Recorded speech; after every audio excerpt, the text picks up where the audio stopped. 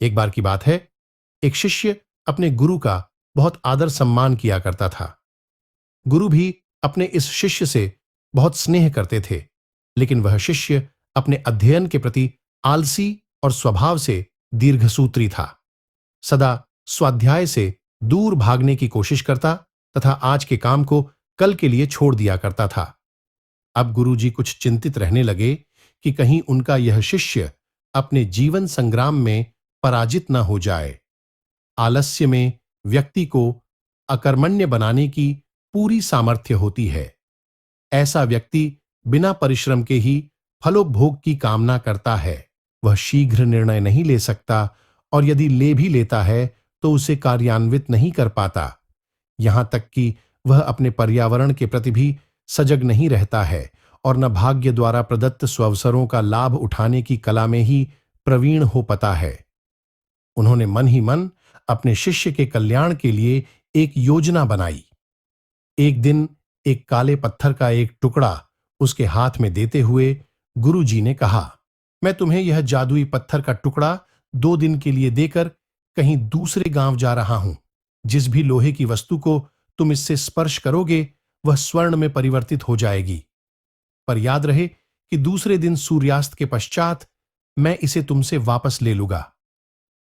शिष्य इस सुअवसर को पाकर बहुत प्रसन्न हुआ, लेकिन आलसी होने के कारण उसने अपना पहला दिन यह कल्पना करते करते बिता दिया कि जब उसके पास बहुत सारा स्वर्ण होगा तब वह कितना प्रसन्न, सुखी, समृद्ध और संतुष्ट रहेगा।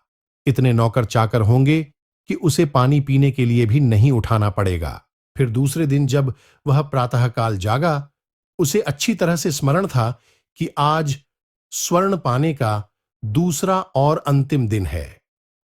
उसने मन में पक्का विचार किया कि आज वह गुरुजी द्वारा दिए गए काले पत्थर का लाभ जरूर उठाएगा।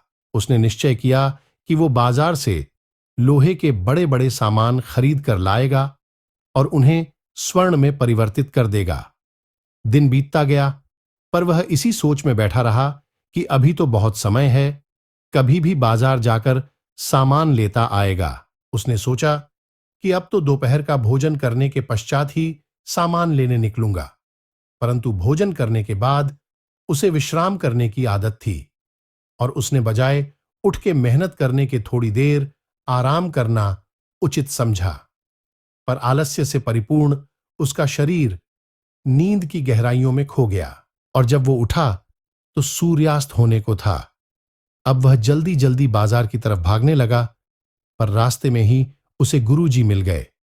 उनको देखते ही वह उनके चरणों पर गिरकर उस जादुई पत्थर को एक दिन और अपने पास रखने के लिए याचना करने लगा, लेकिन गुरुजी नहीं माने और उस शिष्य का धनी होने का सपना चूर चूर हो गया। पर इस घटना की वजह से शिष्य को एक बहुत बड़ी सीख मिल गई।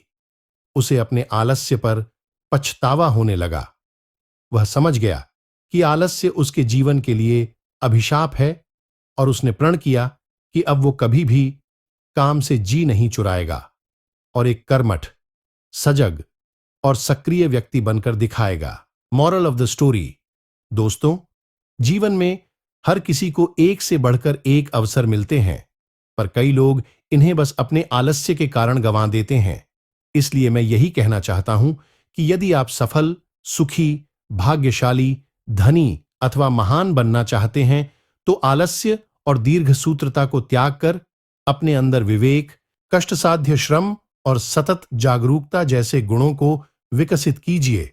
और जब कभी आपके मन में किसी आवश्यक काम को टालने का विचार आए तो स्वयं से एक प्रश्न कीजिए, आज ही क्यों नहीं। धन्यवाद।